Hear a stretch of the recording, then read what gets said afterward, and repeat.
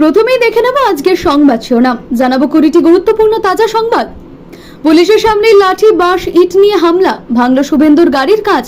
কোচবিহারে এই মুহূর্তে ভয়ঙ্কর অবস্থা। মেঘভাঙা বৃষ্টিতে বিপর্যস্ত উত্তরকাশী, ধস নেমে মৃত 4 জন, নিখোঁজ 50 জনেরও বেশি। ইগো থেকে কি ইস্তফা? কল্যাণকে ফোন অভিষেকের, 7 তারিখ পর্যন্ত ধৈর্য ধরার অনুরোধ।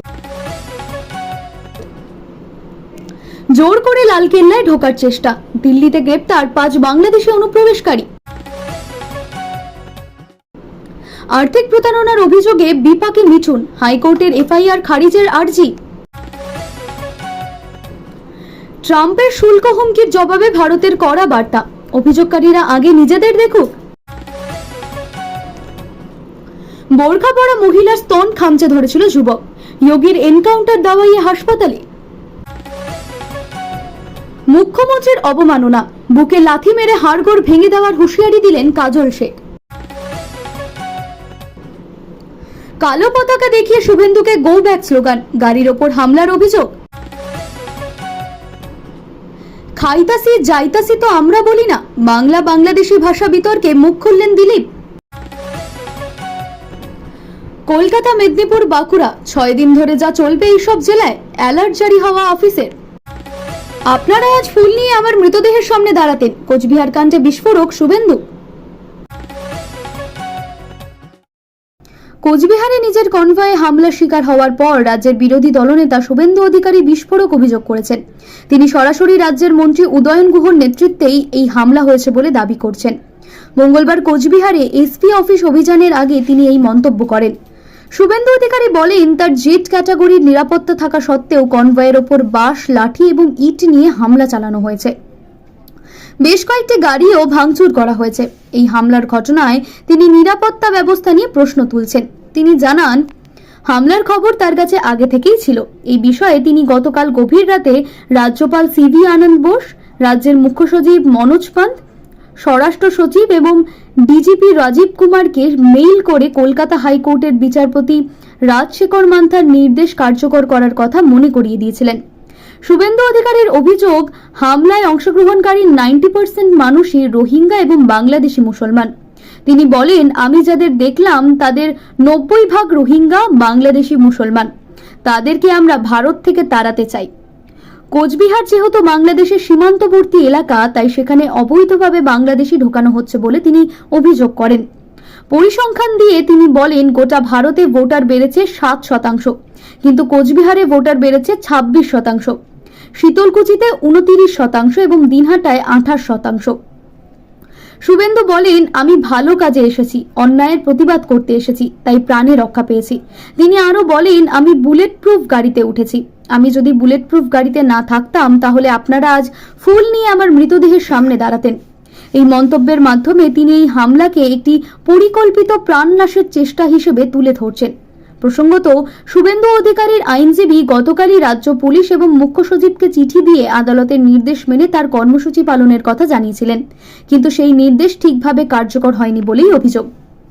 বীরভূম জেলা পরিষদের সভাপতি কাজল শেখ সম্প্রতি বিজেপির বিরুদ্ধে এক বিতর্কিত মন্তব্য করে রাজনৈতিক মহলে উত্তেজনার সৃষ্টি করেছেন। সোমবার জেলা জুড়ে মুখ্যমন্ত্রীর অবমাননার প্রতিবাদে তৃণমূলের ধিক্কার মিছিল চলাকালীন এই মন্তব্য করেন তিনি।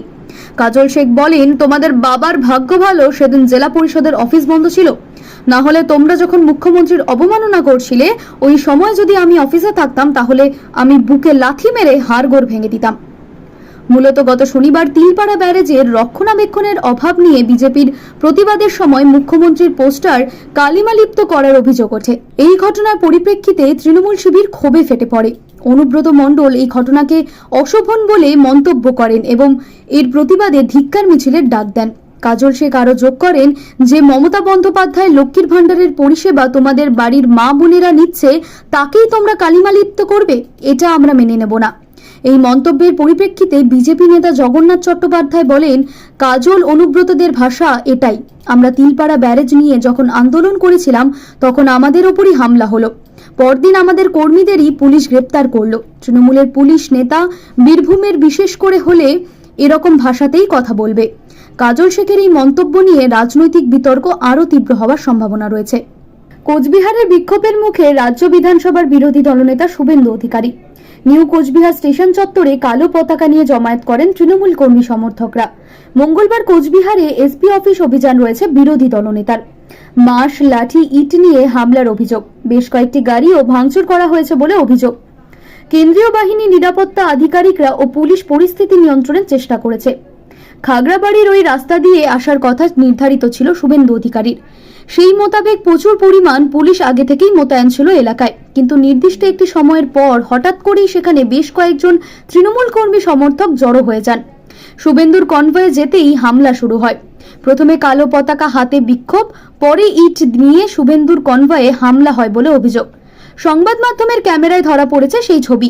পুলিশের বাঁশ, লাঠি নিয়ে একাধিক গাড়িতে ভাঙচুর চালানো হয় বলে অভিযোগ।